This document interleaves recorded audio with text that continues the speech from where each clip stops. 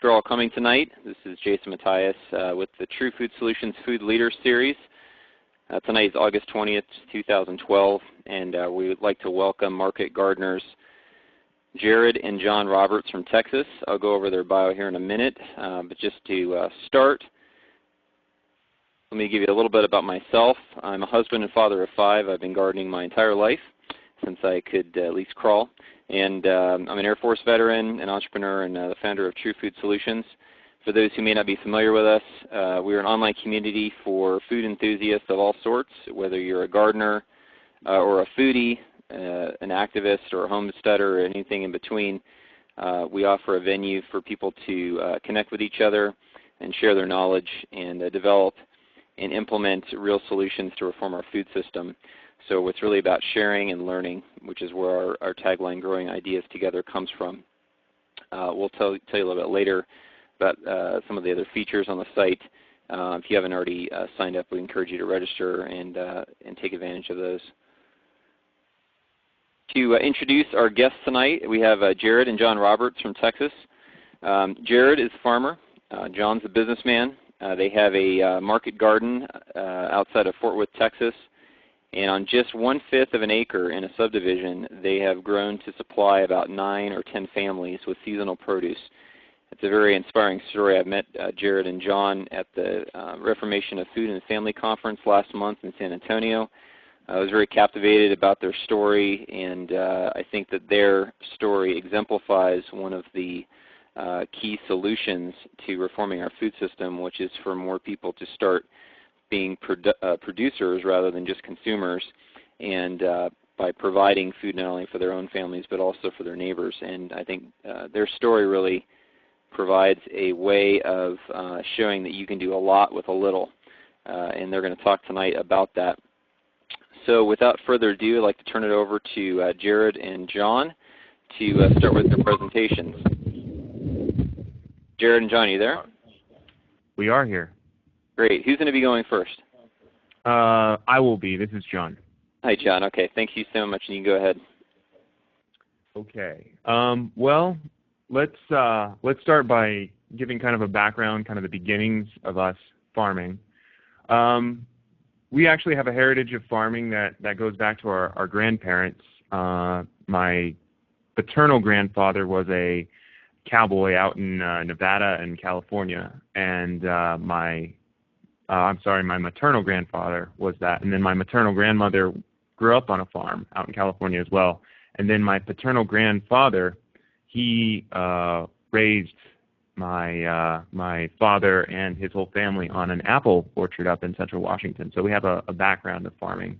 You know, farming's in our blood. And it was definitely something that my parents wanted to return to, although neither of them chose farming as a profession, went that direction. They always wanted to return to farming. And we as kids growing up, they always wanted to get us back to the country and back to their roots. And so that's kind of our background. We always knew, that was kind of the direction we were going to head towards eventually. And we also, growing up, my mom was very big into nutrition, and that was another push that she had, and that was something that we also wanted to do. We wanted to grow healthy organic food for ourselves and also eventually for others. And that's where we first kind of had our attempts with gardening. A lot of times it was just, deck planters and growing tomatoes and whatever, little odds and ends that we could get. And obviously we weren't that successful at the start, but we slowly got better. And I'll turn it over to Gerred now, and he'll kind of explain his process and sees the farming side of it. Hello all, this is Gerred Roberts. Really, the beginning for me started, I've always been a hands-on person, definitely wanted to do something with my hands. Could not stand the idea of being at a desk my whole life in a cubicle. I watched my dad do that as an engineer for the Navy, and that definitely was not the life for me. So as a young teenager, I began to look into and started a landscaping business, and really got to working with my hands, loved that. And as I started to grow in that, I originally considered going into landscape architecture, And as I got older into my later teen years, I just really recognized that no, I wanted to go, definitely wanted to go into agriculture and move into a more sustainable way of living. As far as that goes, I started to get into eco-agriculture and really study alternative ways of growing food and what were people doing to counter the conventional methodology. And that led me to studying eco-agriculture and got me into the kind of the Acres USA circle of methodology, and I studied that pretty much so all the way through the end of high school and through the 3 years of college that I took. And then taking us up to the current date, we broke farmland here, as we call it, our little micro farm here in June 2011, and we are officially, what is it, a year and 2 months in. The land isn't completely to where I want it, but when is farmland ever? So right now we are currently working on finishing up some of the initial stages of that we wanted to bring the farmland to, getting rid of the rest of the weeds that we wanted to, and finishing some of the drainage. And I'll just butt in for a second. I want to mention something. You can see on the bottom of the slide the 3 pictures there. The first one being when we got the layer of grass off the back. You can tell, by the last picture that we are honestly in a subdivision. I mean, we're not, we're not in the stereotypical, middle of nowhere with 50 acres to work with. We don't have a lot to work with. That's 1/5 of an acre right there. That's all that we have. But it's amazing what you can do if you set up the land right to produce that. You can produce a lot and get a lot done. So.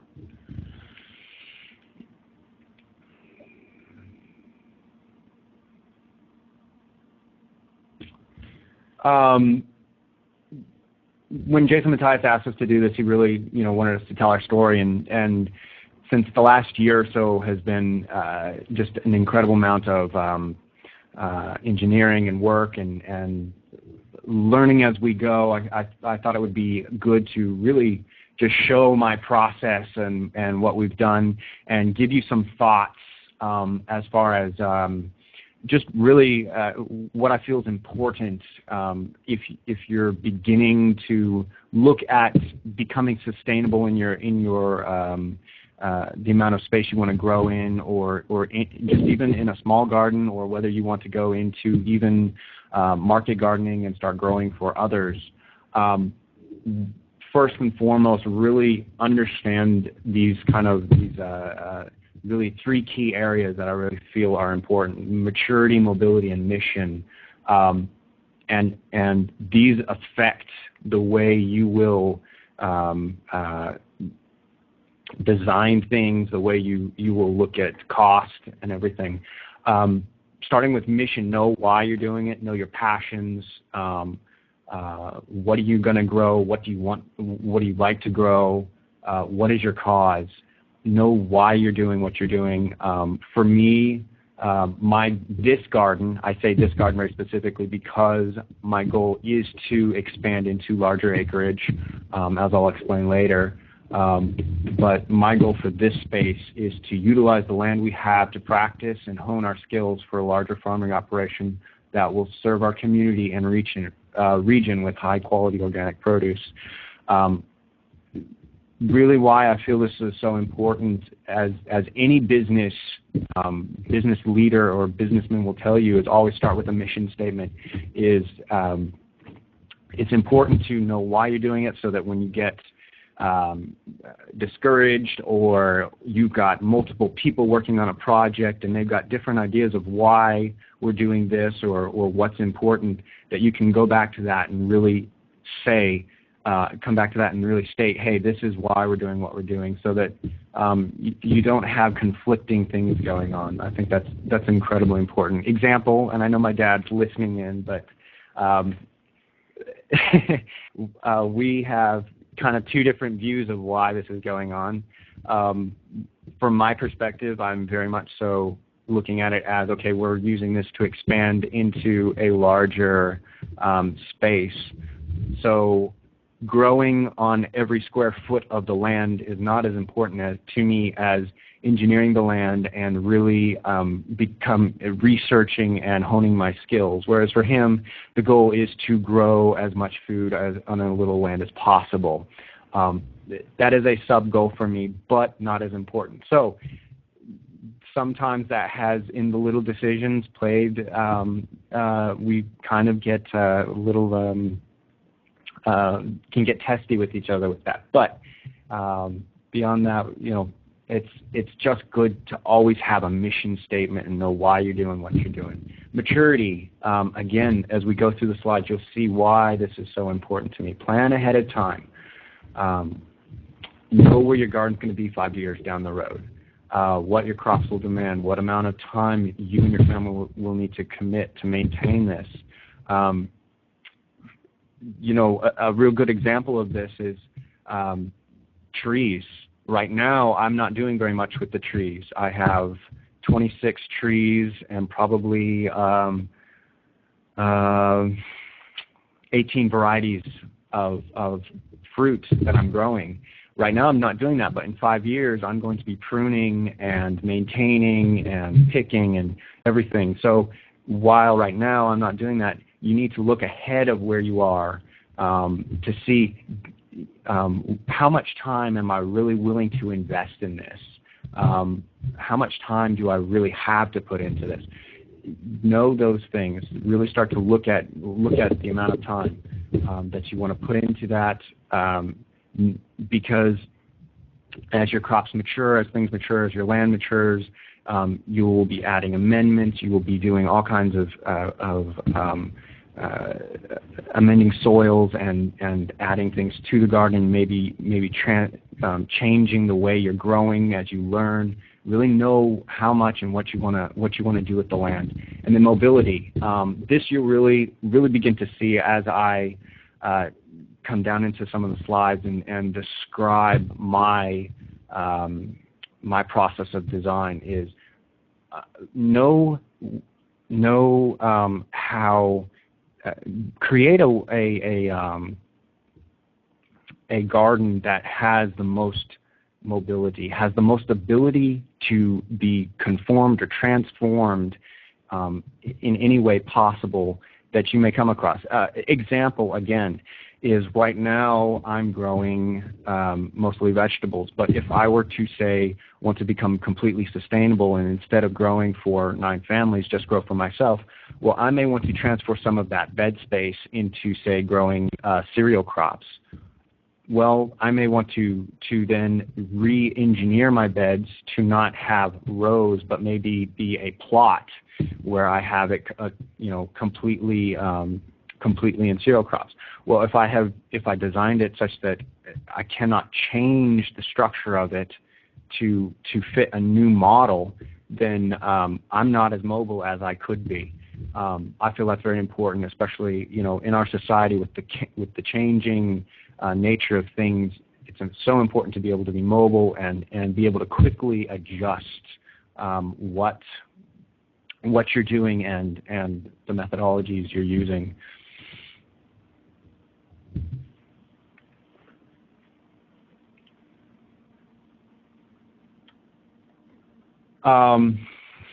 This is also, like I've mentioned throughout that last slide, is gardens, whether for market or personal reasons, succeed due to design. Design, for me, is an incredibly important aspect of what we've done. A well-designed garden, you're going to want to be in it.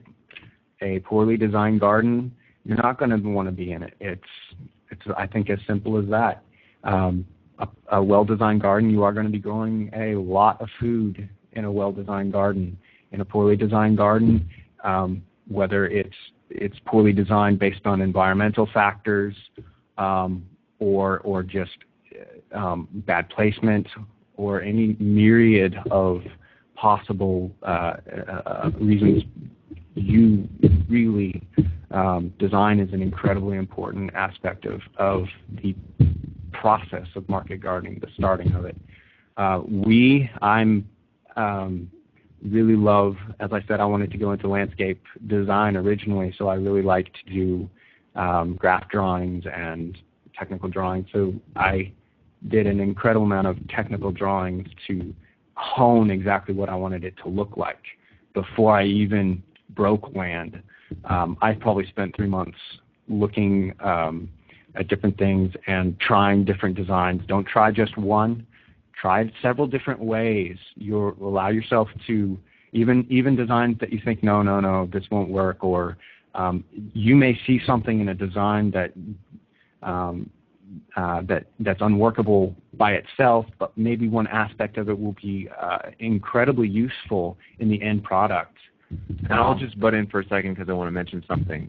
Despite my dad and brother's philosophical reasons, I know my brother wouldn't think this way unless it was my dad who kind of hammered that into our head all the time. So I just wanted to throw that in there. That engineering side definitely comes through, and it's really valuable, especially when we go through more of the slides. But in that process, definitely talk with other gardeners. Talk with master gardeners in your region.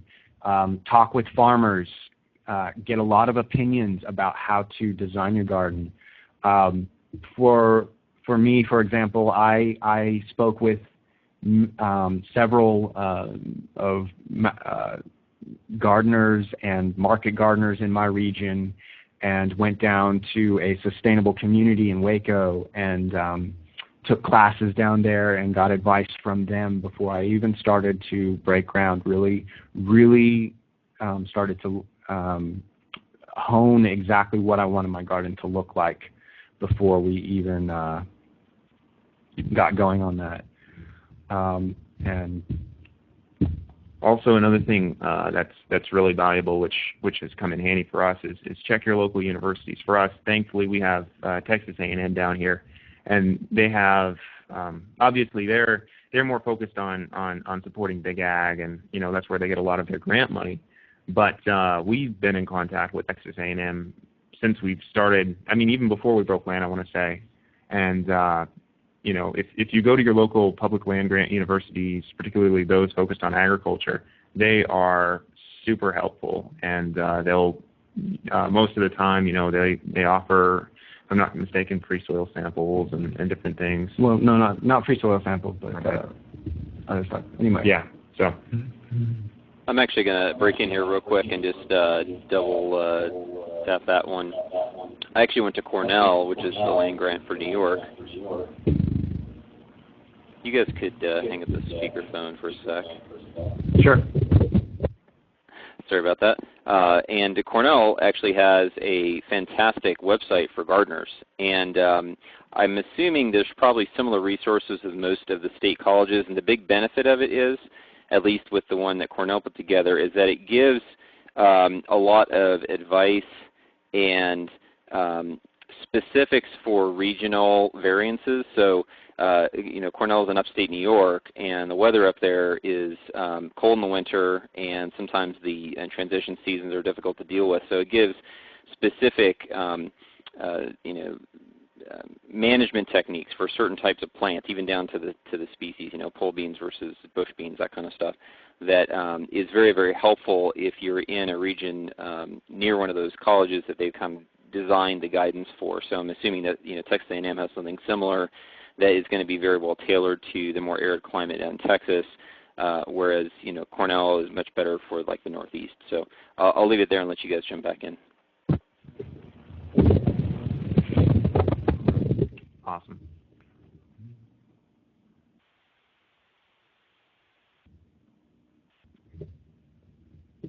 Ooh, design plan part 1. What you see here is a couple of pictures of some graphs I drew. I have 4 here showing the processes, kind of the mental processes I went through from beginning to end. All of them after, all of them after pretty much I had started to do my research and really started to talk to people, talk to knowledgeable people that knew what they were doing. Initially, you'll have to forgive me, our scanner, I couldn't quite get these things the way I wanted them, so they're kind of most of them are sideways. The first one you see there on the left was one of my initial designs. When I first started to talk to the people down in Waco, like Jason said, they really are helpful with showing you what your regional environmental factors were. And when we started to talk this region, the biggest issue in this region is wind. A lot of people like to joke in the North Texas area that there's nothing between us and Canada but a barbed wire fence. And in a lot of cases, that's true. So we started to look at designing the garden. How do we design this to combat the blustering wind? Because basically plants, vegetative plants of the garden variety really, after at about 10 miles an hour wind, begin to shut down. They begin to shut down their processes and really go into kind of a hibernation state. And in Texas, we can get sustained winds like that, and basically it'll just shut your garden down.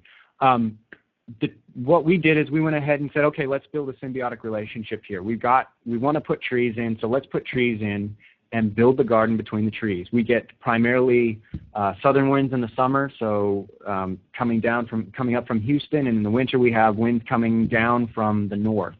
So we put a windbreak. Again, I'm looking at the slide on the left, or the picture on the left, and on the top would be north, bottom would be south. And we put trees on both sides, fruiting variety trees, and we're looking to do that. And then on the picture on the right, we redesigned that, really looking for a more sustainable way to grow. And we started to look at 25-foot beds, and this might be ideal for a lot of small gardeners. 25-foot beds by 4 foot. All the squares there are 4 foot. 4 foot by 4 foot. And what that provides is 100 square feet per bed, which is real easy to manage fertilizing, real easy to manage rates of compost, whatever you want to do there. Real easy to just manage the whole accounting, so to speak, for your beds. Something I didn't mention just a second ago, with the wind and the trees. For us, again, we have this issue in Texas with wind. What trees do is, for every vertical foot, you get 5 horizontal feet of protection.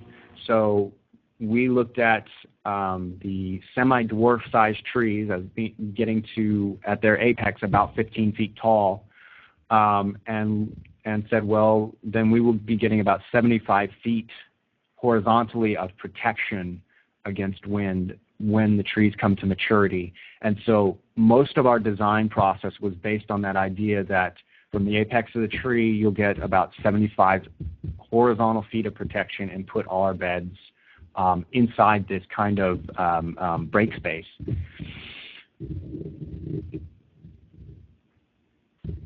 John, I'm sorry, Gerred, I have a quick question for you. So my question is, obviously you're planning this for the maturity, the trees at full maturity. What are you doing in the interim, when they're young or in between, to help with the windbreak issue? Absolutely. Right now, what I'm doing is putting, you'll notice on those designs, kind of just inside the trees is another line of bushes. So right now I have bushes in between. Thanks.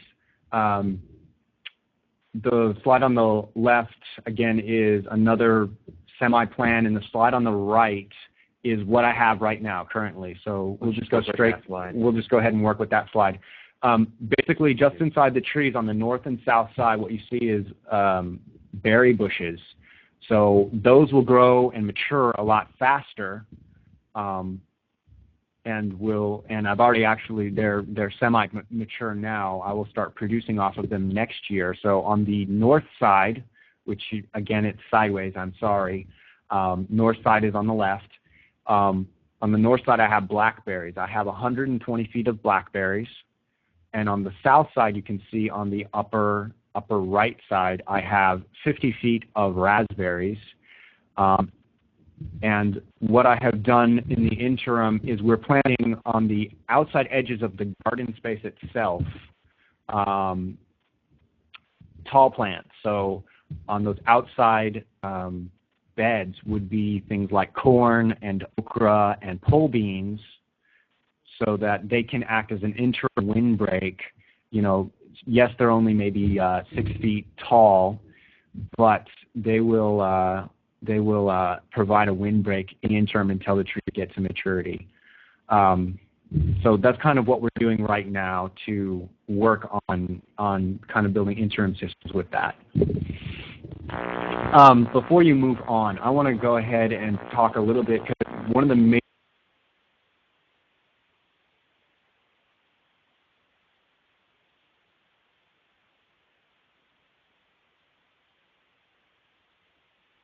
John and Gerred, are you still there?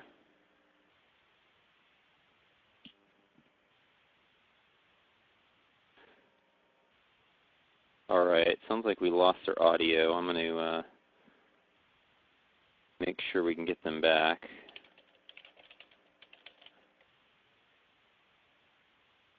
I think what I'll do in the interim, while we're waiting for them to come back on, is I have some poll questions that I wanted to run by everyone to get some feedback. And I think we'll just jump ahead and go to those now.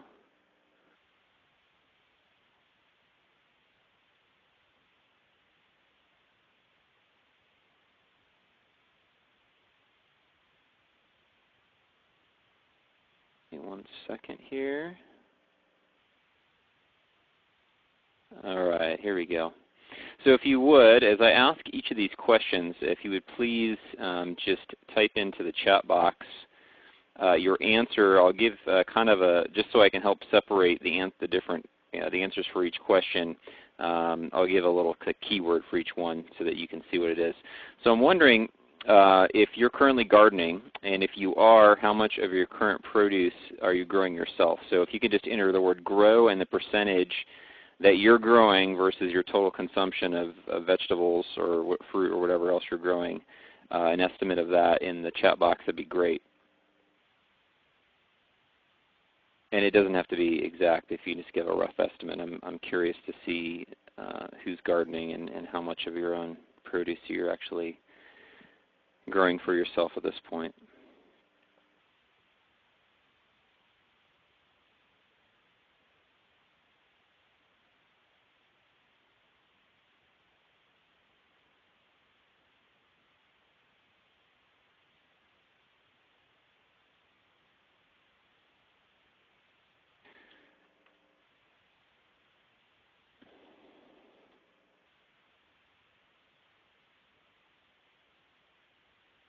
All right, next question. How much of your current produce are you buying from a local farm?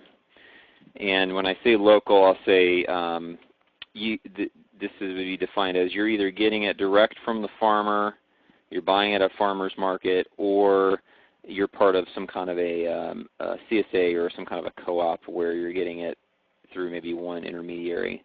If you could just enter farm and the percentage that you're buying local versus your total consumed, that would be great also.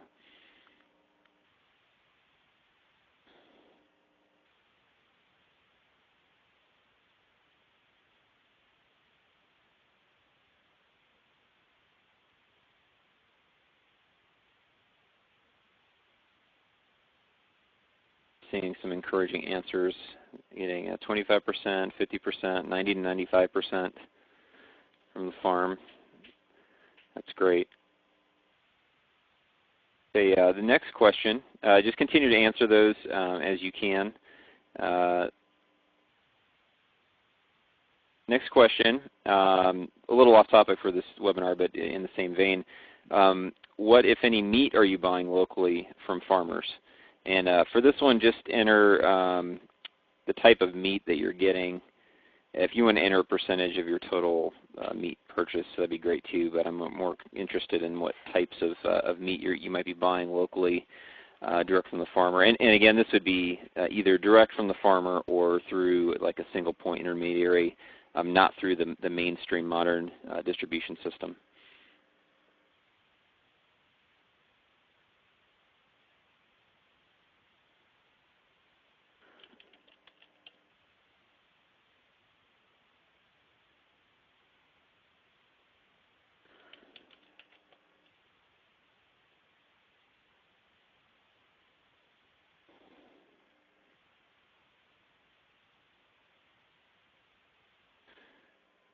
And more encouraging answers. That's great.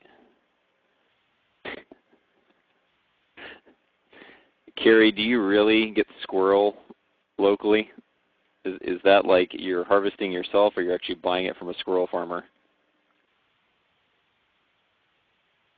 That gave me a chuckle. That's good. Okay, next question. Are you currently part of a buying club or a food co-op where you buy bulk food through a distributor? And if so, what percentage of your budget is spent through this method? And if you could just enter a co-op with a percentage. I realize that this may be a little bit of overlap because some of you may be part of some kind of a food co-op that does like a CSA style thing and sources from local farmers. But if you could give percentage-wise based on budget, if you're using this type of method, that'd be great.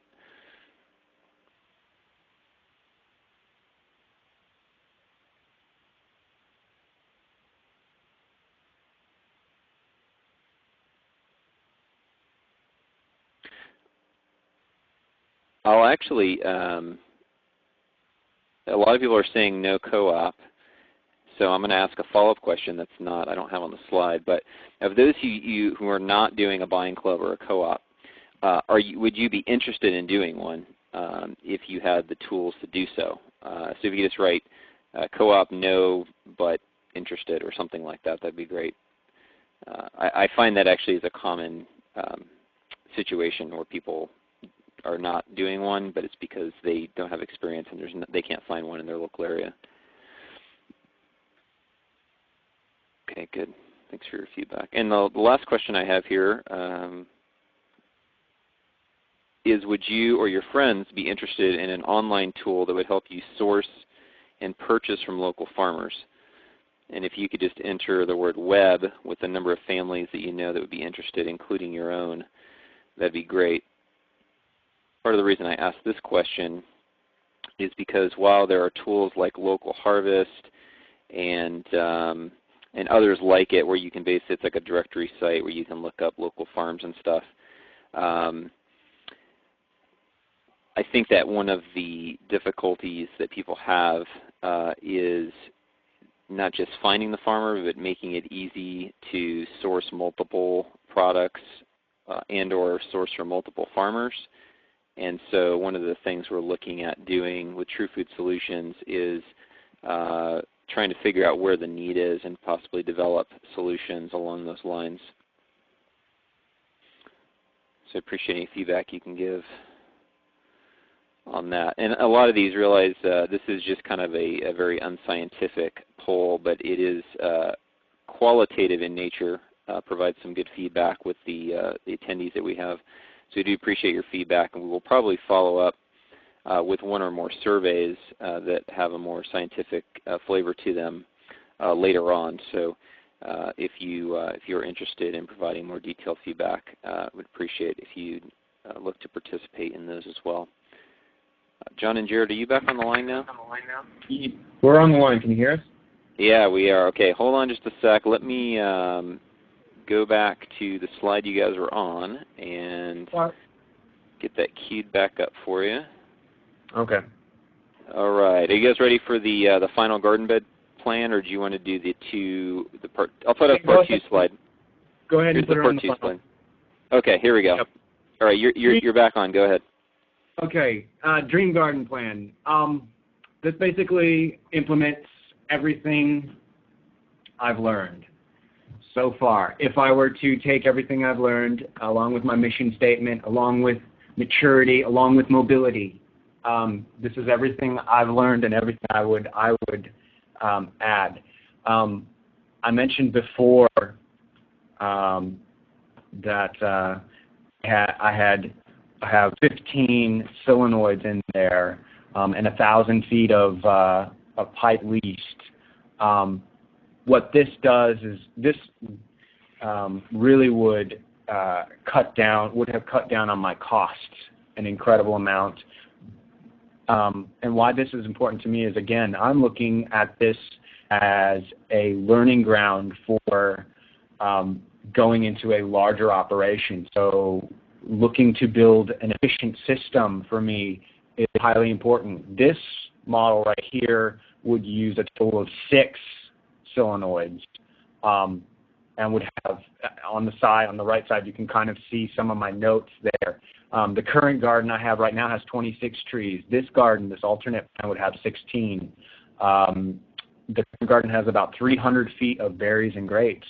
This garden would have about 200. The current garden has 5,600 square feet, 5,060 square feet of garden space. This garden would have 4,600 square feet of garden space. You can kind of see for about a third, for about maybe the third of the cost, I could have gotten 2/3 of the growing space. So, lesson learned. But this again goes to that idea of really engineer things, really look at design, really look at what would be the most efficient overall. Do your research. Go ahead and find out how much things cost. One of the reasons why in that first set of slides, design slides I have up, I decided not to do the 25-foot beds was the drip connectors are the most expensive part. And if I have to pop up heads at every one of those, then that would be a huge added cost. There would be a lot more total parts. With this, I have 8 beds that are the length, that are 100 feet long, and would have just connectors right at the end of that, and I would run my drip straight down that line, and I would have a much lower cost and a lot less fittings. And I know this sounds very technical and why is this important? Well, for me, this is incredibly important as an learning experience towards going towards a bigger operation. Something else I wanted to note that I forgot on the last slide, and this kind of goes into sustainability, is, Jason, if you don't mind, run back one. Yeah, it's there. Just give it a sec to refresh. The way I set up my garden, or how I began to think about it, is if you take one of those zones, if you were to divide the garden in an X, north, south, east, west, you can kind of see where it's almost 4 quadrants identical, 4 modules, if you will. And I really was looking to design this in that way for several reasons. One is, when I do go on to a larger scale, for me, I want to be able to take a modular system and basically do one right after the other and have a way of knowing my costs and being able to easily build a replicatable system. Also, with having the way I have it set up right now, why this is such a good design is, sustainably speaking, you want to have 2/3 of your garden in production and 1/3 fallow or in cover crops.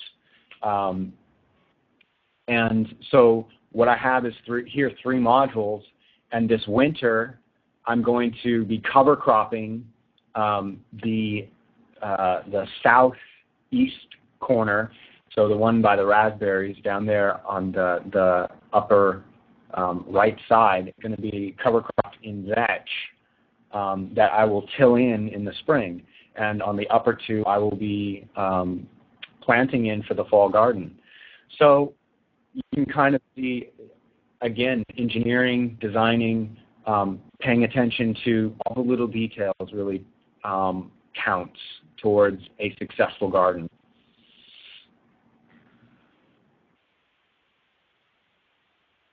You want to go right to the pictures? Sure. I just want to ask one thing while you're going there, Jason. When before we cut out, did we get through just how much piping, how many feet of piping we were using, and did you all hear that, or? Why don't you just repeat it in case anybody missed it? I'll explain that really in that design process. This goes into the. Yep. Really in that design process, having a knowledge up beforehand of your materials and about how much you're going to be using. One will show you how much the garden's going to cost, but also will help you to look at, okay, do I really want to spend this amount of money on the garden, or do I want to look for a solution that's better, more efficient, more time efficient, more space efficient, however, whatever your goals are. And just for me, that dream garden plan really would cut down a lot of those inefficiencies and build a more efficient garden space. Like I said, I put about 1,000, probably more than 1,000 feet of irrigation pipe in. Just a whole lot of stuff that I could have cut down on. I have 15 solenoids running, valves running the different areas of the garden, and I could have cut that down to 6 and had a garden that was about 2/3 the space. So you can see kind of there were some things that, hindsight's always 20/20, of course, but as much as possible, pay attention to that. Going into the biology of the garden, kind of the things that affect the biology, but also that add to the structure of the garden. Drip irrigation, I've already mentioned this.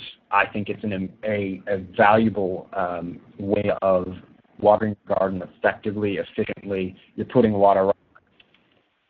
If you can, I'll point this out in the upper right picture on the screen. If you look, you can see the drip irrigation, how it's set up in one of our corn beds. Yeah.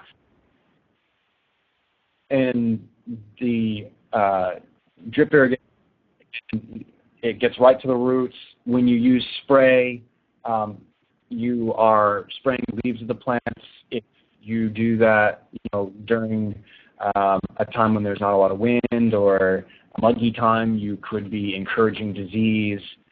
There's just a whole lot of reasons why I feel drip is a valuable to it. Double digging the land.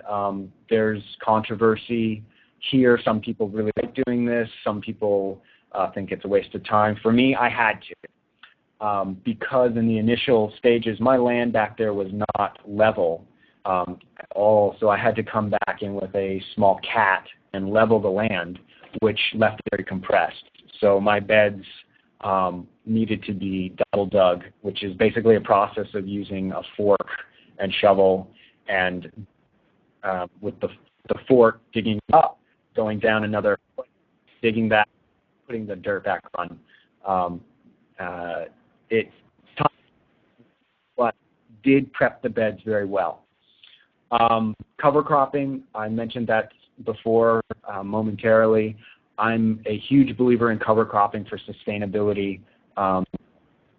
Can grow your own green manures. It's a very important piece of the sustainable picture. I for one, really would like to do more research on it and but will grow well in my area and what really works for me. Example, ryegrass has a tendency to get very clumpy roots. Well, that's hard for me to till, and so that may not be a solution for me next year. I used it last year, cover cropping in the winter, but that may not be my solution just because for me, with the size that I am, it really doesn't lend itself to being cut down. I'm going to go probably this year with vetch, do straight vetch, just because it's a clover type plant and will be adding nitrogen to the soil, and also puts on a lot of mass. Fallow land, I have Jewish roots, and so I do believe in 7-year fallow, 7-year rest, so I'm going to probably be implementing, I will be implementing that in some way. I don't quite know how that will work, but I really believe there is something to that. But leaving land fallow, God has asked us to do that, and I believe that should be a piece of it, of the sustainable picture. Microbe spray, you probably, if you're in sustainability, you've heard of microbe spray. This is again another piece is we need to rebuild the biology of the land.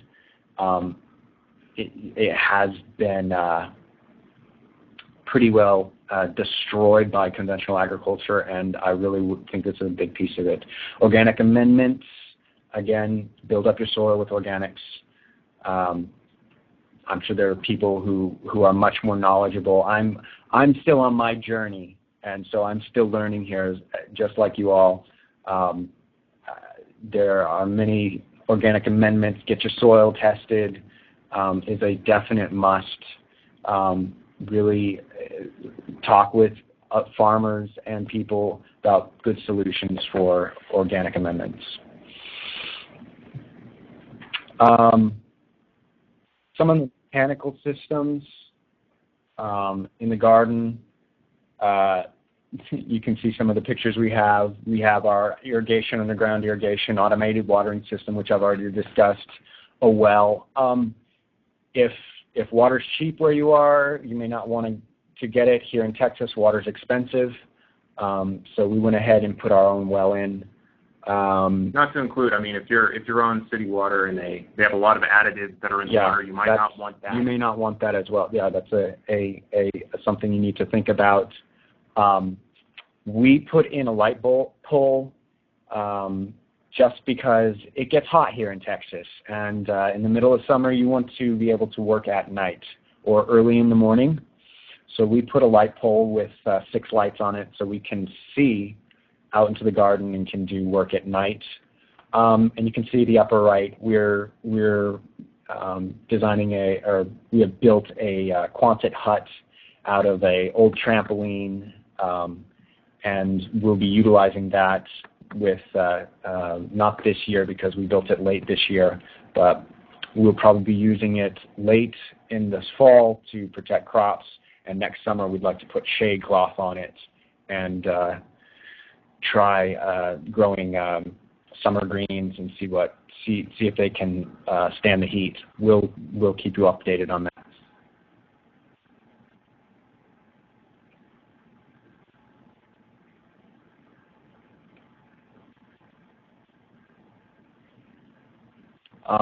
There's some more pictures of the mechanicals.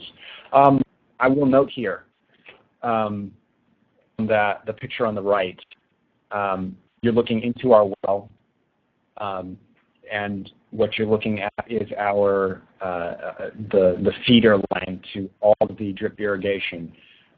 Even here, design. We went in and put in a automatic water soluble fertigation unit so that we could directly pump nutrients and soluble fertilizers, organic soluble fertilizers, into our drip irrigation and get it directly to the roots of the plants. A little black unit you see right in the middle with the pipe hanging, or with the tube hanging off of it, is a fertigation unit. Again, design. This has to be thought of ahead of time. You want to look at the costs and how you're gonna engineer it into your systems. We put this in, and we haven't tested it out yet, just because we've just been busy with other things. But as the garden matures and as we have more time to work on maintenance, it comes into more maintenance of the garden rather than a construction. This will become a necessary part of our fertilizer program. I'll jump in. I just want to piggyback. Somebody mentioned in the chat section, it's a great idea working at night. I can attest to that, because when we were double digging, right after we broke land, it was July here in Texas, and at best we could work maybe 2 hours during the morning and 2 hours in the evening. Sometimes not even that in the evening, because it's just over 100 degrees, even when it gets into the evening. So I completely understand. It is a lifesaver if you can get light out there and you can utilize that. Sometimes it's the only way you can get work done. So in the summertime. Yep.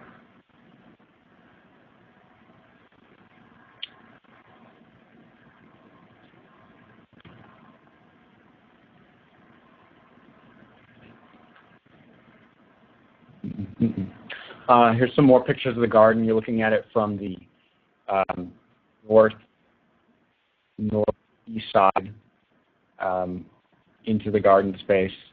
You're looking, the picture on the upper right, you can see kind of the trees in the foreground that will eventually be my windbreaks. And you can see how my blackberry bushes have really come up and are acting as a protected barrier for now. When the trees come up, it will be doubly so. And we're looking forward to berries next year. And to grapes too. And in the lower corner, or in the lower side, you see our 10 grape plants, grapevines. We have a wide variety, just really looking to see what will grow well here. And like I said, this is really kind of my pilot project / test bed to try things and see what works and see what doesn't.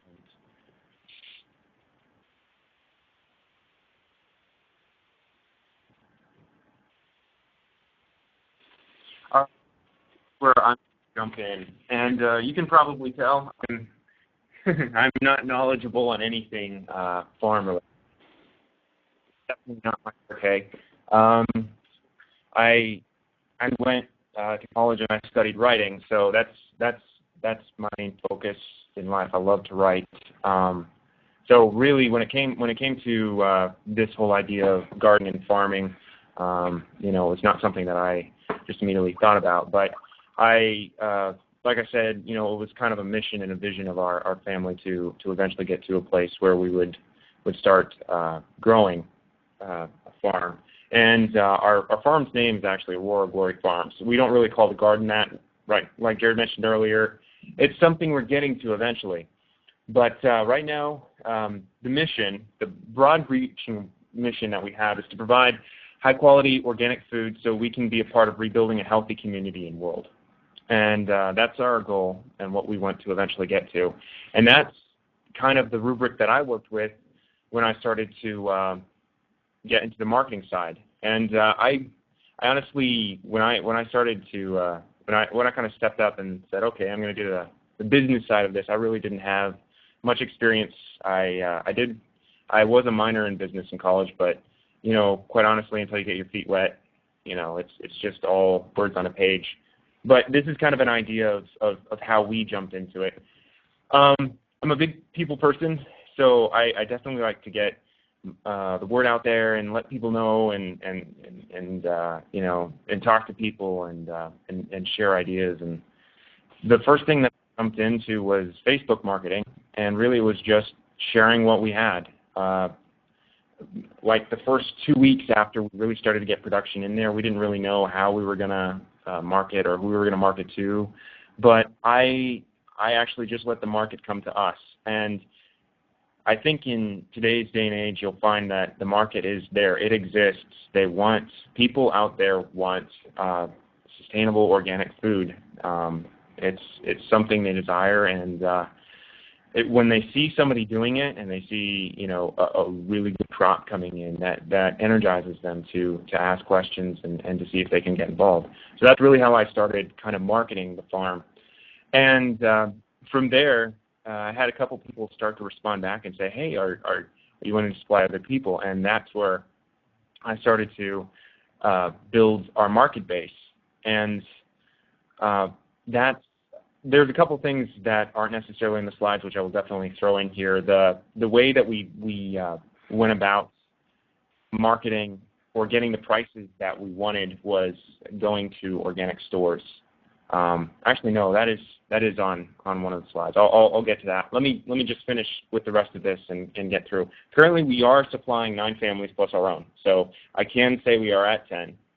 That's how many families are set up, and we I think the last crop we had, I want to say we had 20 to 25 crops coming in that were coming in. So we had a fair range of products that we were producing, and we have enough. We actually had a surplus. We had so much food was going bad in the fridge. We didn't have enough people to sell to, and other people were coming in. I just didn't have the marketing and distribution system set up. So we're going to look to even expand that to possibly up to 15 families on the 5th of an acre in the fall. But just to kind of give you an idea, the marketing system that we were using was through a Facebook group. That was it. All we had was a Facebook group. Once we had people in, we just made it private, invited them in, and the way we sold food was I had gotten all the prices in from different stores and farmer markets, and I said, okay, this is approximate prices that I wanted to work with. This is what a profit margin, I'm looking at certain profit margins. Here's what I want to make off these products. And that's what I'd price it at, and then we would get orders in. We'd have a set date, and then we would head out and go deliver to them. And thankfully, they were all from one particular church, so it was easy just to go to one particular place and drop it all off. But we're looking in the future to probably adopt a co-op system, which will work better for us, since it can be really time-consuming on the delivery side, and if you are building a large family base, there's no way that you're going to have if you are just using your vehicle to supply that many people with the food that you have. So you have to reach a point where you can get people to come to you. So and building a system where they're this is Gerred jumping, where they're buying more on your terms rather than on their terms. So they're buying a set product per week, so a set size bag, and it has so much in it, rather than, hey, I only want 2 zucchini and this, and another guy says, oh, I want 10 of this and so much of this. It just it really kind of became taking 3 and 4 hours just to fill these orders, these very customized orders. So looking to develop a more co-op style system should bring some advantages. And when you say a co-op system, you're talking about like a CSA style where there's shares that each share gets a certain amount each week. But we're going to modify that a little bit because we don't want to necessarily tie people down for a season, and we're willing to have if one wants to jump out, but they want to bring other people in. So it's probably going to be more like week to week, but the product itself, the bag we're selling, is set. It's going to be standardized. So that's currently the system that we're looking at adopting. Great. Okay. Some of the stuff is very important. I just jumped into this and really didn't. I kind of knew what I was doing, but obviously you don't know until you actually get your feet on the ground. Have really good equipment from the outset to run the business. We needed scale, which I eventually did get, but we need to scale computing software, the computer, the bags, the CAD software. The big one is enough cold storage space. This goes back to a design, kind of being able to design the garden itself. Is you kind of have to think of, okay, here's how much food I'm bringing in. Here's how much food I might be bringing in from stores, or from other, food suppliers that I'm buying from. How much am I going to be able to store? And you really have to, if you're working with just a fridge, it's not really going to work very well for you. You're going to run out of space very fast, and you're going to lose track of produce, and stuff will rot in the back of the fridge. So it's really good. It's a big one, is to have enough cold storage space, and then your standard office supplies, and just being able to manage that. This was a big one, is knowing your local organic markets and grocery stores. I already knew them rather well, but we shopped there before we really started, selling or buying, or rather growing our own food. But know their prices and try to keep up to date with the prices and the changing prices, especially in this day and age, because prices are changing, almost weekly sometimes for certain products, not monthly, monthly at least. Some products just because of changing situations in the geopolitical world. So, knowing your prices and being able to guarantee those to your customers is very important. This was a big one for me. Do not be afraid to price out for quality produce. You're growing organic produce. You're offering it out there. You have a right to collect on the fact that you're growing that, and it should be something that you should, price reasonably.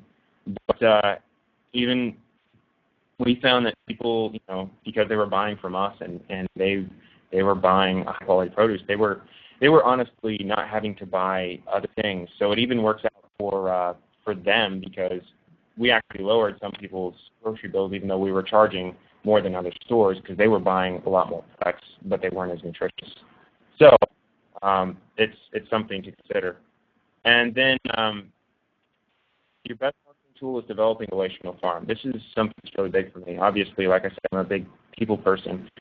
Whenever I go over there and I'm doing the deliveries, I make sure that I have time budgeted to really talk to people. I really want to know what they like, what they don't like, what they've enjoyed from the products that we produce, that they've been eating.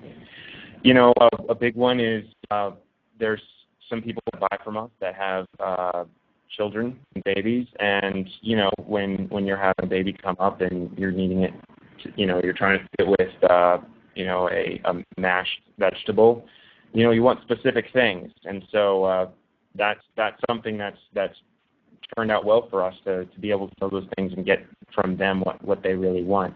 And then also just learning how they what they would likely buy for the next season. That's another big thing, and we've come to that point where it's like, okay, we can kind of, for the future, be, okay, here's what we can provide for the next season. So.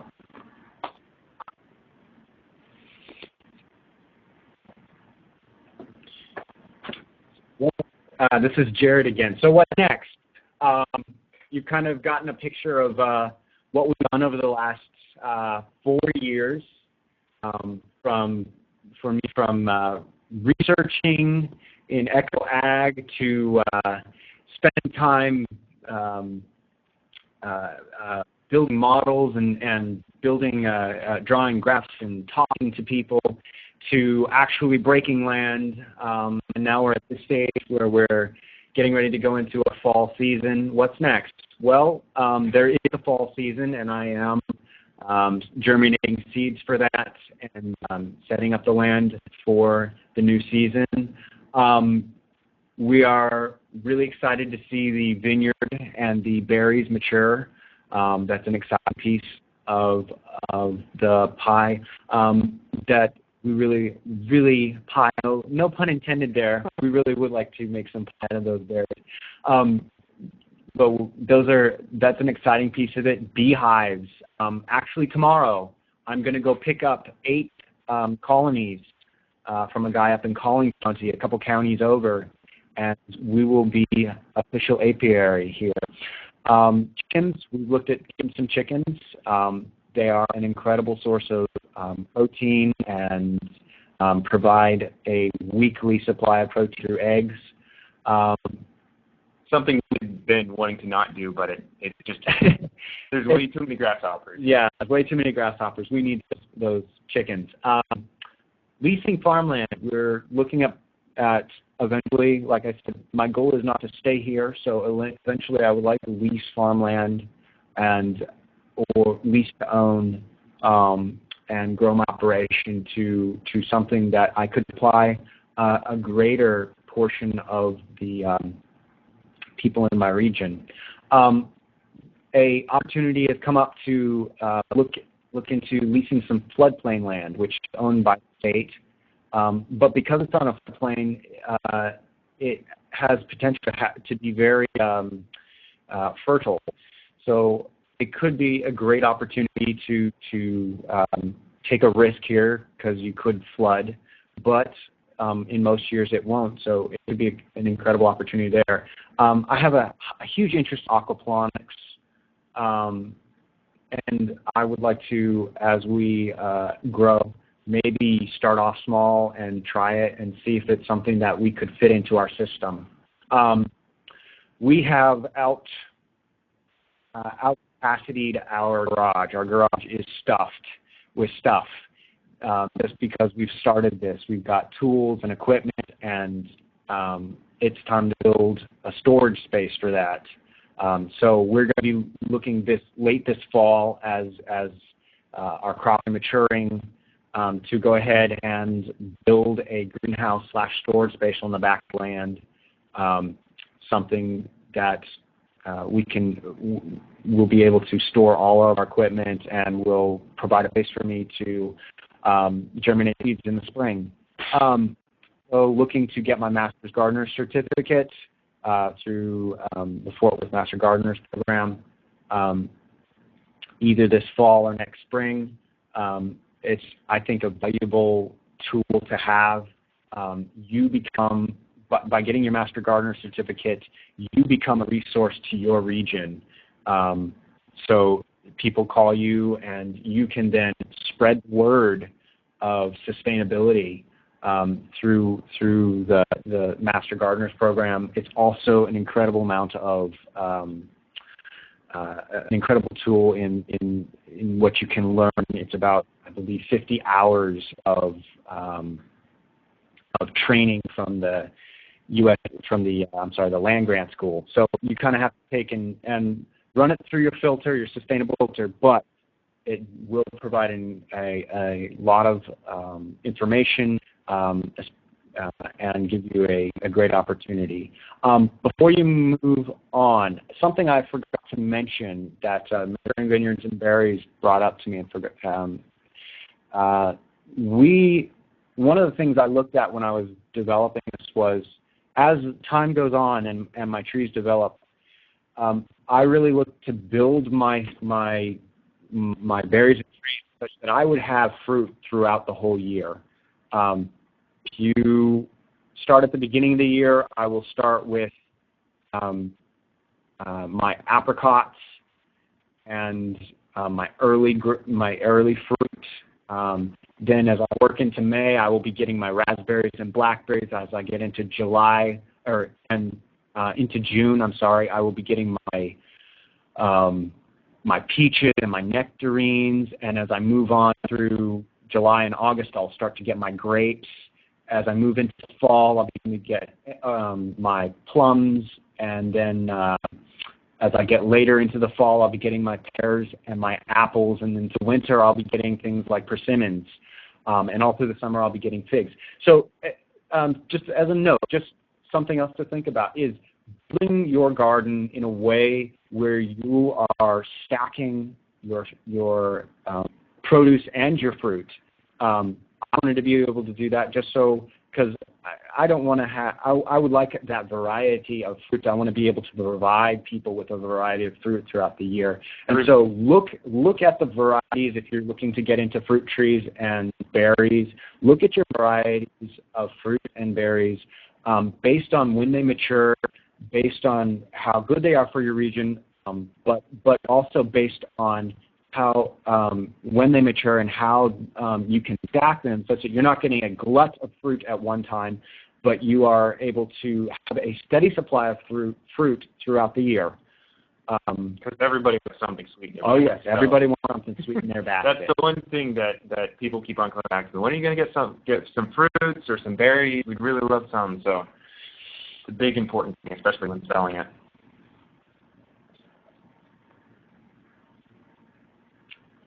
Some personal resources. This is my personal recommendations. You Can Farm, an entrepreneurial guide to starting and succeeding in farming, a farming enterprise by Joel Salatin. We all know Joel Salatin is well regarded. It was part of the first books I got. A great primer, great place to start. Any book from Agri USA. I really do believe in their thinking on soil science and their way of thinking about nutrient cycling. Great book, a little more technical, but for those of you who want to get into a large farming enterprise, it probably would be a good place to start. Back to Basics, the Complete Guide to Traditional Skills.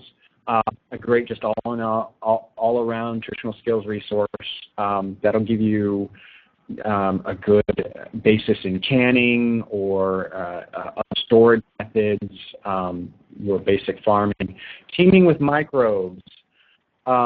This will give you a new look at soil. Great book.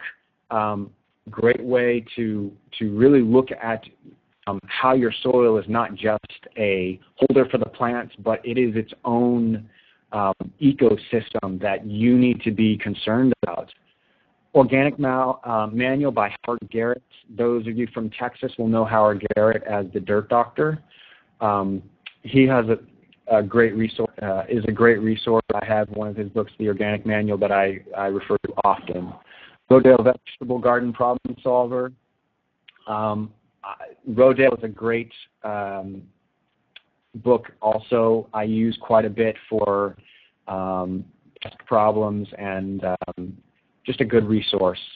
How to grow your own grains. This is an interest of mine, growing grains, so I've been looking at this because we eat a lot of different like aramath and quinoa, and if you can grow your own, why not? So it's a resource that I'm going to probably be getting into and start looking at growing my own grains this fall and into next summer, getting started there. Homestead Heritage is the place in Waco that I took classes. It's a sustainable community. They've been gardening and farming for 30 years down in Waco. And they provide classes on a lot of traditional skills, and I took classes there on gardening and on orcharding. And this next spring, I'll be taking their beekeeping class. So those are some of my personal favorite resources, some books in my library. And I'll just these were some suggestions given to us as far as to develop skills in market gardening. The New Organic Grower by Elliot Coleman, and then also the Backyard Market Gardening by Andrew Lee, which are, as far as I understand, like two of the stalwart books when it comes to market gardening. Yes, I'll mention. I will read these books. I haven't. I've been so focused on just building this thing, but I do have books on my shelf I'm reading right now. I'm in the middle of Plowman's Folly, but these will definitely be next on my list, and I'll give you all a report if you like. Read. Definitely a good thing to do. Must read. I'll mention one last thing is Gerred mentioned he'll keep you updated. When he says keep you updated, that's my end. If you go to True Food Solutions, I'll be blogging there. I'm one of the bloggers there. I mentioned I like writing. So I'll be mentioning more about our farm and just updating everybody, as well as just posting articles about what we learn as we keep on going through. So that's another resource. Great. Well, thank you so much, guys, for your time. I will mention real quick, since we're on this slide, that anybody who lives in a mid to northern climate, so basically anywhere north of Texas, it would be well served by looking at Elliot Coleman's both this book, which I have and highly recommend, although it really is focused on market gardening, so kind of larger scale than your average backyard garden, but still really good techniques in there for using sustainable biodynamic methods. But what Elliot Coleman is known for is for year-round market gardening. Specifically, he farms in Maine, i.e. the northernmost state, in the winter using greenhouses and cold frames. So just because we're in the summer now and you may not have a garden yet doesn't mean you have to wait till next year. I'd highly recommend getting one of his books. He actually has several. One's called 4-Season Harvest. He has a newer one that's called it's basically about winter gardening and off-season gardening. And you don't have to have a greenhouse to get started. Just some cold frame EBMA is what you could do with cold frames. In fact, I grew lettuce in a cold frame all throughout the winter last winter. And while I live in Virginia, we live in the mountains and with quite a bit of wind. So it's actually a bit of a challenge to go through the winter here, and we do get snow and those kind of things. So I'd highly recommend that you look at off-season gardening methods, and it can be fairly simple. All you really need is a few panes of glass and some wood to make a cold frame, and you're off to the races. So I recommend that you look at those as well. I appreciate you guys coming and kind of telling your story and sharing your adventure of going from basically gardening in your backyard to pretty much immediately taking it to market. It's, I think, a very inspirational story that you have and that you shared. So since we already did the quick polling that I wanted to do, which was very valuable for me and will inform some future surveys I'm going to put together, I'm going to go ahead and open it up for questions here. So actually, real quick before I do that, I promised this earlier and I want to hit it real quick. For those of you who may not have become a member of our online community yet on True Food Solutions, we encourage you to come and join us and connect there. When you register on our community, you'll get a profile that you can use that profile to tell others about you, basic information where you live, if you're a gardener, a farmer, homesteader, or whatever. And the couple of the core features of the website is the groups that we have, which are focused around topic areas such as gardening or farming or nutrition or food activism, those kind of things. And these allow you to interact with other people that have similar interests, to share things you're learning, to share links to good websites and articles you found, as well as just kind of have discussions about, there's actually a forum feature where you can start a forum discussion and get people's input about different things. And it's a great way to connect around those specific topic areas. So anybody that came to this webinar tonight would be, I'd recommend you check out the gardening group, as well as possibly the local farming and agriculture group, and see what's going on there and add your own questions or discussions there. Connect with other people. You can connect with other people kind of like on Facebook to friend people, which is great, especially if you interact with somebody in a discussion group. And then if you're interested in blogging, even if you have your own blog, we do welcome guest bloggers. If you are interested in having a dedicated blog and don't have your own already, we can actually set you up with your own blog, including with your own domain name if you're so inclined. The benefit of blogging on our site and on our platform is that we can help you with getting your writing out there to our community. All of the other blogs that we have on our blog network are syndicated to the main blog, and then we can also help you with marketing if you want to kind of become a blogger as a side business or something. We can help you with that. So if you are interested in blogging, whether it's just guest posts or having your own blog, please contact me. Just reply to one of the emails that we send out, and let me know that, and I'll get you set up.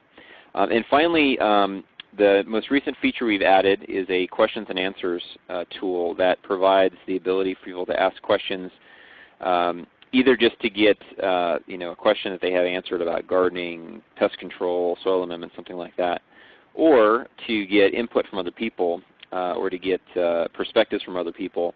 And the great thing about this tool is that not only do other community members get to answer, but the community members can vote for both questions and answers, and the best answers that are voted for on a particular question rise to the top. So it's a way of kind of the community being able to identify the best content and best answers to a particular question, and also to highlight some of the best discussions or questions that are being asked. And what it does is helps us, along with the group discussions, to build up a resource base that other people can reference in the future. There are some great discussion groups, some great groups on Facebook and even LinkedIn that I'm a member of, and those are really, really good to interact with people. But one of the problems with a lot of those tools is that they are really very much temporal. They kind of have a staying power of maybe a week or so. And so a lot of times you can have a discussion about a particular issue on one of those groups, but then if you want to find it later, good luck, because usually it's going to be very hard to find because the search functionality is not great, especially with Facebook. So we're trying to provide not only a service through interaction, but also a knowledge base for the future. So I appreciate if you would register there and share what you're doing, what you're learning, and get help from others. So without further ado, we'll go ahead and open it up for questions. If you have questions, go ahead and type them in the chat box. We do have a couple of questions already. I'll go ahead and get to those that have already been asked. I think the first question is from Kathy, who asked about soil amendments. She says that our regional soil is highly depleted due to phosphate mining and conventional farms. I don't know if you guys have any, Gerred, if you have any recommendations for mineral depletion, and what are some of the best ways to do that in a sustainable method? I mean, I would have to look at a soil sample survey to really see. I would definitely talk to whoever you got, if you go get a soil sample, whoever does that soil sample, usually they provide a service to give you advice on what to do. For me, as far as amendments, definitely soil sampling is first and foremost, just because here's the deal, is you can have as much a problem by having too much of some element in your soil as you can by having too little. So you're really looking to find a balance. So if you find out you are phosphorus deficient and you just throw a ton of phosphorus, we're going to throw other things off. You're going to tie other things up so that they cannot be utilized by the plants. So really, I would say talk to whoever you get your soil samples from, and find out what their recommendations are. And usually, as far as amendments, I'm trying to think of. I can't think of the guys right now that I utilize. I'll have John stick it up on the web. The people I use for soil amendments. The other thing is compost. Compost is your best friend. It will begin to really loosen your soil and to make available nutrients that you think aren't there but are there. It really is a wonder amendment, so to speak. Thanks, Gerred. I would also say reference good books. I know that Elliot Coleman's book that we listed there on a previous slide actually addresses some of those issues and what and he does organic, so his amendments are organic amendments, and he gives some formulas for trying to correct imbalances and those kind of things. I would agree with John that your number one answer, because even if you've got a particular nutrient deficiency you need to correct, in most cases you can always use more compost, and compost has a way of correcting things better and quicker than if you just try to address the one issue, for reasons that Gerred mentioned as well as others. So. One thing, again, I mentioned any book from Acres USA. The one I utilize for looking for analyzing my soil samples is Echo Farm by Charles Walters. I didn't put it in the list just because it's an Acres USA book, and I would suggest that it's a little technical, but if you can wade through technicality, it does provide a very comprehensive look at amending and what to do with certain deficiencies or having too much of some element. Just as a note. Great, thanks, Gerred. Just so everybody knows, these books that are mentioned, as well as the one that Gerred just mentioned, Eco Farm. I'm going to be putting these up on the webinar page. So on the page that will have the webinar recording, once I'm able to post it in the next day or so, below that I will have the titles of these books as well as links to them on Amazon. So if you are interested in looking at it more or buying it or whatever, it'll be right there for you on that page with the webinar recording. So, Gerred, if you have any others you want to throw in that mix, just email me what they are, and I can add that to the resource that's on that page. Okay. Okay. Sarah asked a question. As a buyer, what questions should I be asking farmers to find out what quality foods they are selling? And I'm thinking she's probably referring to production methods, organic versus non-organic, those kind of things. I find this actually a great question, and I could use some insight on this too, because even though I've been growing organic my whole life, it actually might be one of the problems is I don't know what non-organic methods are. So when I was at the farmers market last week, I was trying to inquire with one of the producers there what he used to spray on cabbage, and he said, well, it was such and such, and I didn't really know what that was. So maybe you give us some tips on how to inquire and try to get a good idea of what kind of methods the farmer's using before you buy from them. Before Gerred possibly kind of gives an idea of what we consider, for organic, the term organic as far as the U.S. Releases that term, it's not, 100% organic in the sense of what we think of, where it's all, non-pesticide, there's no chemicals used at all. There is some that are still possibly going to be in that mix. So yeah, it is very important to find out, how a farmer's growing his stuff. But this is Gerred. As a buyer, what questions should I be asking?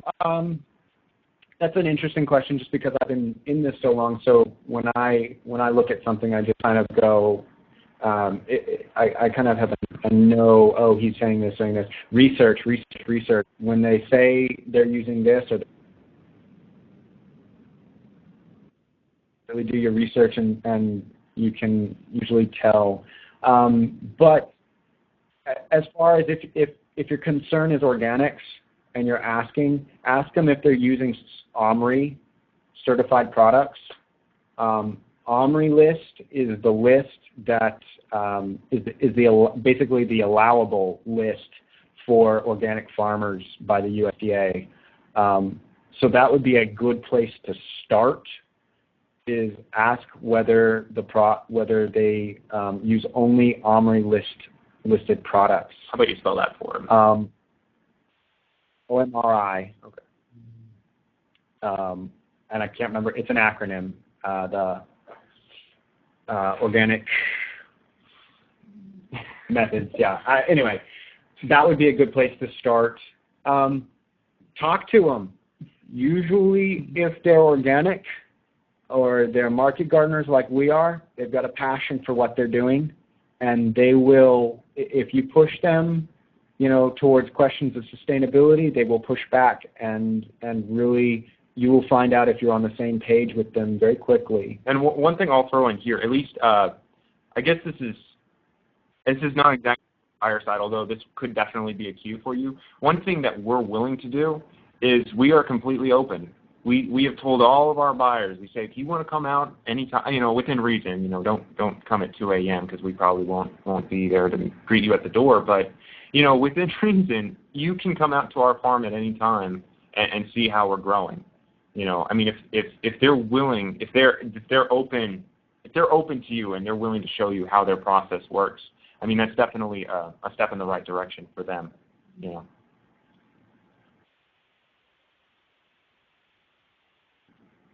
Very good. So good answers. I think the Omri mention was a good one. And another application of that answer is if you're gardening yourself and you want to know what is organic, that's a good test, right? So I would encourage you, if you do have a question like that about, and usually this comes up with pests, right? Because usually we're talking about pesticides. What's a good pesticide to use, or what's a good control method to use for, hornworms or something, whatever it is. That's a great question to ask on the Q&A section on the website, because then, Gerred can get on there and answer the question. Other farmers that we know, we can get them to answer that question. And then, that has stickiness to it. I've asked questions like that in a Facebook group, but I couldn't find that information now in the group because it's so far in the past. So feel free to ask those kind of questions on the website, and when we see those pop up, I'll make sure that we get our farmer and expert gardener type members to chime in with their inputs.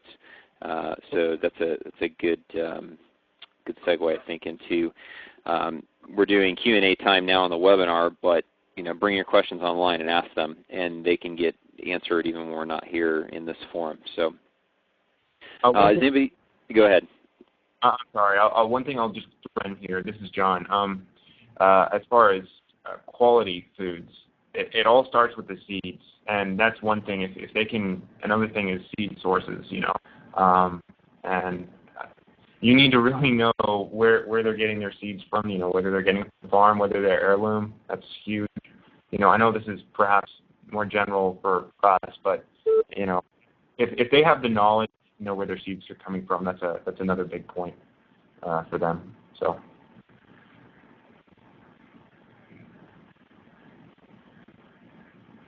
Great, thanks, John. Does anybody have any other questions before we wrap up for the night? Well, I appreciate everyone's participation, and thank you, Gerred and John, so much for coming and sharing your story and your experience, and we're excited to see how things develop into the fall. Since you're in Texas, I know you have a rather lengthy fall growing season, so that's great. Look forward to you sharing on the blog how things are going, and also in the groups on the website. If anybody does have any follow-up questions, like I said, please ask those on the website using the Q&A tool, or if you want to use it as a discussion, start a discussion in the gardening group or farming group, wherever it's appropriate. I look forward to you participating and lending your insights in the future. So without any other questions, we're going to wrap it up tonight. Thanks everybody for coming. John and Gerred, thanks so much for your time. I really appreciate it. Thank you. Thank you. We had a lot of fun. Thanks for having us. Great. Thanks, guys. Have a great night, everybody.